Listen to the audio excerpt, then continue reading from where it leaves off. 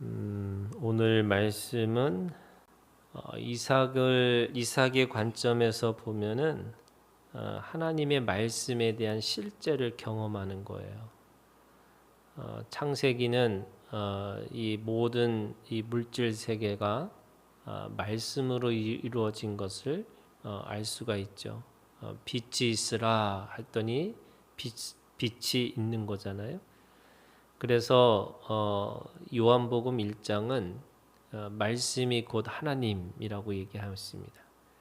그래서 우리가 가지고 있는 가장 신앙의 본질이 뭐냐? 바로 말씀 믿음이에요. 이 말씀이 실제라는 거죠. 그래서 이 아브라함이 가지고 있는 그 복에 이 이삭에게 가장 중요한 신앙은 뭐냐면 이 말씀의 계대를 받아서 이 말씀이 실제라는 것을 믿었던 믿음이라고 할 수 있습니다. 그런데 오늘 이 이삭이 가지고 있는 이 축복권을, 그러니까 그 축복권에 대한 이 말씀이 이 우리가 가지고 있는 본질이기도 하지만 동시에 이 안에는 결국 이 사람이 가지고 있는 각각의 욕망들이 다 숨겨져 있어요. 첫 번째는요, 이 지금 이 축복을 통해서 누가 더 축복을 받을 거냐라고 하는 것 때문에 이 에서는 자신이 그 축복을 가지고서 받지 못한 것 때문에 지금 동생을 죽이려고 하고 있는 거고요. 또 이 야곱은 형의 이 복을 가로채서 어떻게든지 그래서 아버지를 속이면서까지 복을 받으려고 하는 사람이고요. 또 리브가는 어떻게든지 자기가 사랑하는 아들이 그 안에서 복을 받는, 그러니까 부부라고 하는 이 관계가 아니라 이 어머니와 자식의 관계 속에서 그것을 자신의 또 욕망을 채우려고 하는 거고요. 그러면 이삭은 어떤 거가 있냐면 이 하나님의 말씀을 그대로 믿는 믿음은 있지만 이삭이 가지고 있는 믿음이라는 게 어떤 거냐면요. 우리가 알고 있는 것처럼 나중에 야곱이 거의 한 20년을 넘게 해가지고 왔을 때도 이 이삭은 계속 살아 있어요. 무슨 말이냐면 지금 이 축복을 하는 이유 중에 하나가 내가 지금 곧 죽을 것 같다라고 생각해서 축복을 해준 거잖아요. 그리고 그렇게 이게 나이가 많지도 않았는데도 불구하고 눈이 침침해서 그거를 잘 정확하게 알아볼 수 없을 정도로 이 헷갈려 하고 있는 그런 거잖아요.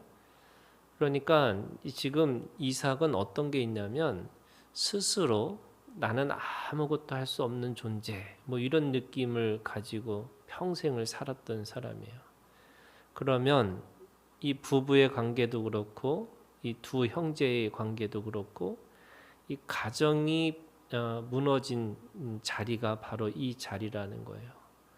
근데 우리는 이거를 어떻게든지 남의 발목을 잡아서까지 내가 받아야 되는 축복이 있으면 끝까지 받아야 된다, 이렇게 생각을 하는 거예요.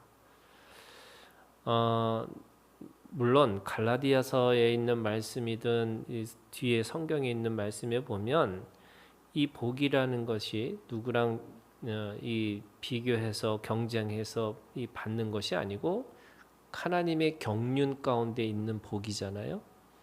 그러면 사실은 이 야곱이 그렇게 안 해도 하나님이 주시는 그 원래 주신 복이 있는 거예요.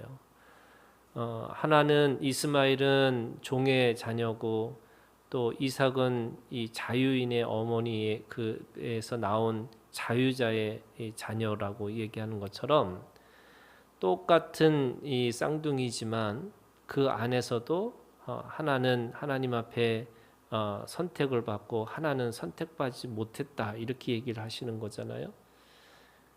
하나님의 복은 이미 주신 복이라고 생각하고 하나님이 주신 예정 가운데 있음을 기억해야 되는데 사람은 혹시나 그 하나님이 실수할까봐 또는 어떻게든지 비교하고 경쟁해서 내가 그 복을 차지하고야 말리라 이런 것들이 있는 거예요.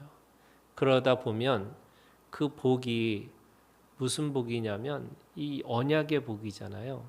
하나님이 주신 언약의 복은 모든 이 하나님을 믿음으로 말미암아 하나님의 긍휼과 공의와 정의를 통해서 하나님의 나라를 세워 나가는 것이 하나님이 주신 언약이에요. 그런데 그것은 결코 비교하고 경쟁해서 얻어지는 것이 아니거든요. 그러기 때문에 이 무너진 이 가정도 사실은 나중에 이 야곱이 이스라엘이 되면서 온전해지는 거고 또 각각의 이 가지고 있는 이 가정도 이 야곱이 돌아올 때 결국 진정한 화해가 이루어지듯이 사실은 오늘 이 말씀은 이삭에게 주시는 하나님의 말씀의 실제라는 이것은 가지고 있지만 결국에는 다 무너진 자리라고 이야기를 할 수 있습니다. 우리가 하나님을 믿으면 이게 하나님의 시간이 있어요. 근데 그 하나님의 시간을 사람들은 자꾸 그것을 사람의 시간으로 사용하려고 하는 거예요. 혹시나 하나님이 나한테 복을 놓치지 않을까? 그래서 형도 속이고 아버지도 속이면서 내가 어떻게든지 머리를 들이대서 내가 복을 받아야겠다. 또 이거를 사람들은 그 야곱이 그렇게 지혜롭게 그렇게 생각을 해서 그 어머니와 같이 그 장자의 복을 가로챘다. 이렇게 생각을 하는 거예요. 여러분 하나님은요 결과도 중요하지만 예수님이 우리 가운데 오셔서 말씀하신 게 뭐냐면 그 마음의 동기와 마음의 과정이 중요하다는 거예요. 사실 결과는요 하나님이 하신 거예요. 그래서 하나님이 하실 거예요. 이미 정해져 있어요. 그런데 우리가 어떻게 해야 되냐? 우리의 마음의 동기가 무엇인지를 항상 물어보셔야 돼요. 내 마음의 이것이 정당한 과정인지를 따져봐야 되는 거예요. 그래서 그 동기를 이게 하나님의 것인지 또 이 과정이 하나님의 선한 방법인지 그래야지 이 동기와 과정이 완성되어야지만 진정한 그 결과가 하나님의 것이 된다 이렇게 말씀하시는 거예요.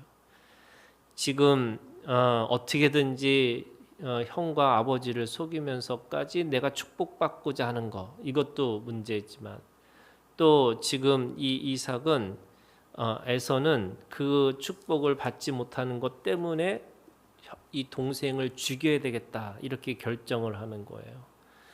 그리고 그 아버지는 눈이 침침해서 그게 누군지를 모를 정도로 분간을 할 수 없는 이 분별의 영이 떨어져 있는 상태고 그 어머니 리브가는 결국에는 그 같은 형제 중에서도 자기가 사랑하는 아들만이라고 하는 편애가 그 안에 있는 거죠. 인간의 욕망 속에서도 여러분 하나님은 하나님의 시간에 복을 주시려고 하고 있는 거고요. 그 욕망을 뛰어넘어서 하나님의 경륜을 바라보는 이 믿음이 있어야 되는 거고요. 그래서 우리가 가지고 있는 이 믿음이라는 것은 뭐냐면 사실은 기다리는 거예요. 하나님이 어떻게 일을 하실지 또 하나님이 어떻게 보여주실지 사람이 그것을 당긴다고 해서 그걸 당겨서 내가 받으면 그게 복인 것을 착각하는 건데 결국 그것이 뭐가 되냐면요 자기의 노력과 자기의 열심 때문에 그 안에 하나님이 있을 수가 없는 거예요.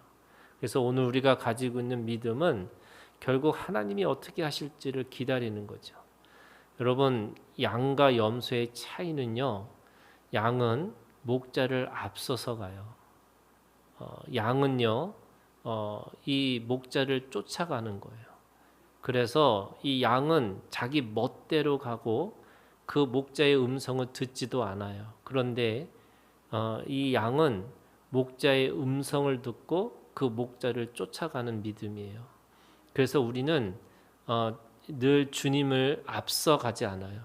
주님 앞에 주님이 하시고자 하는 것 속에서 하나님이 어떤 일을 하시는지 또 어떻게 하실지를 기다리는 거예요.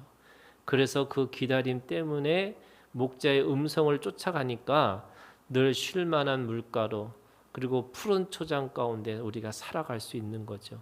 안 그러면 내가 내 멋대로 살다 보면은 그 사망의 음침한 골짜기로 빠질 수밖에 없는 거고, 또 우리는 그 안에서도 자기가 이뤘다고 하지만 결국 모든 것이 허사, 그냥 헛되고 헛된 것밖에 이룰 수밖에 없는 거죠. 여러분, 예수 그리스도 안에서 이룬 것만이 그 하늘에서 쌓이는 거고요. 그 하늘 창고에 보물이 될 수가 있는 거죠. 안 그러면 그냥 욕망거리죠.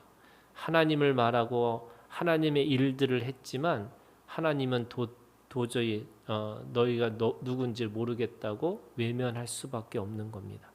오늘도 이 주님의 이 말씀 안에서 기다리고 그 음성을 듣기까지 움직이지 말고, 또 주님의 음성을 들으면 주님을 쫓아갈 수 있는 오늘 우리들의 믿음이 되기를 주님의 이름으로 축원합니다.